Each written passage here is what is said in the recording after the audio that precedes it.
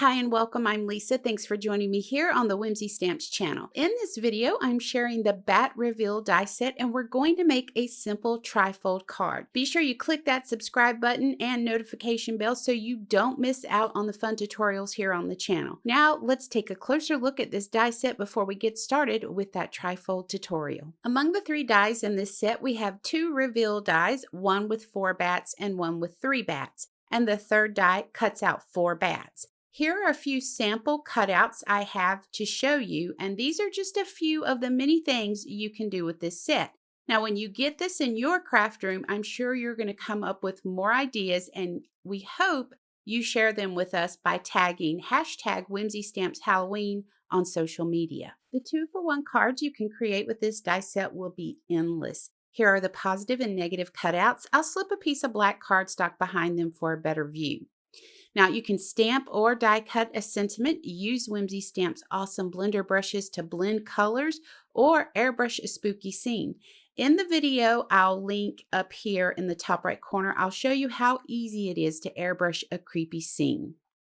You can easily create trifold cards, which we'll do shortly, but you can also use this die for Z-fold cards. So as you can see, there are multiple ways to use this one die set. So here's a quick look at the card we'll be creating during the tutorial. Now I do have a sample of another card that's created the same exact way that I'll share with you at the end of the video. We're starting out with 3 pieces of 110-pound avalanche white cardstock. We're using a heavier cardstock because we're going to be airbrushing and layering ink onto these. Now we have 2 pieces that are 3.5 inches wide by 6 inches high. And then we have 1 piece that is 3 inches wide by 6 inches high. We're going to set that 3-inch piece to the side for now and revisit it shortly.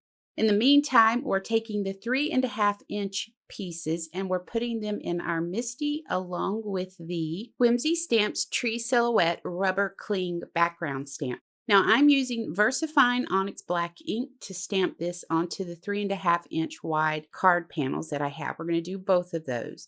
And you'll notice I'm not stamping all the way up the panel. That's because I'm going to cut that top part off with the bat reveal dies. And we're going to color the bats black or airbrush them. But you could easily color them with your markers, ink blend them, whatever you have available, use that. So we'll go ahead and take these to the die cutting machine and run those through with the bat reveal dies. Now I'm using the reveal with the 4 bats, but you could use the one with the 3 bats. It's completely up to you what look you're going for. Once you run both of these through the die cutting machine, we're going to take them and airbrush them. Now, before I start airbrushing, I do want to show you that I'm using one of the 6x6 papers from the Haunted Graveyard paper pack that just released, along with the previously released Howling Nights die set. Now, if you look at the bottom of my paper, you're going to see there's some landscape there and there's some graveyards there. This die actually goes perfectly with that paper. So I'm going to off screen cut me some mask from Avery repositionable labels so that I can flip these panels over and airbrush the back side of them. So when my card is open, I'll have something on the inside as well as the outside of these panels. So real quick, I'm just airbrushing using N9, V09, V06, and V05. I do come in with B37 as well, right up underneath the bats. And this is such a quick and simple way to add color to your cards with the airbrush. I absolutely love it. And I'm finding that I'm going to it more and more since I've brought it back out and started using it again. Once we have these airbrushed, which you can see it goes really quick, we're going to flip them over and add our masking paper and then go ahead and airbrush the bottom landscape area of the inside of our cards. So we'll go ahead, remove the masking paper, and then start to airbrush the bats with the black, and then a little bit of the B37, and then the V09, V06, and V05 to fill in that area. And you can see now we have a scene on the front of our panel and the back side. So you're going to do both panels the exact same way. So now that we have our side panels done, we're going to bring in the 3-inch piece And we're going to airbrush VO9 around the outer edge of this panel. And then I decided to flip it over and completely airbrush the back of it. Now you could leave it white if you wanted to, that's completely up to you. But I do recommend going around the edge of one side of it so that when we lay our pattern paper down, it helps it blend in a little bit better than having that stark white frame around the edge of it. Now, I recommend you let the panels dry while you're cleaning up, and then take them to your scoreboard and score them on the 1/2 inch mark. Now, you're going to notice the one I have is going to be on the left side of my card. I'm scoring it on the left side of the panel. The other one, I'm going to score on the right side of the panel because I need the fold to be on the right side since it's the right flap of my card. Once we have these scored at the 1/2 inch mark, we're going to go ahead and burnish them with our bone folder to make sure that crease is crisp and laying flat.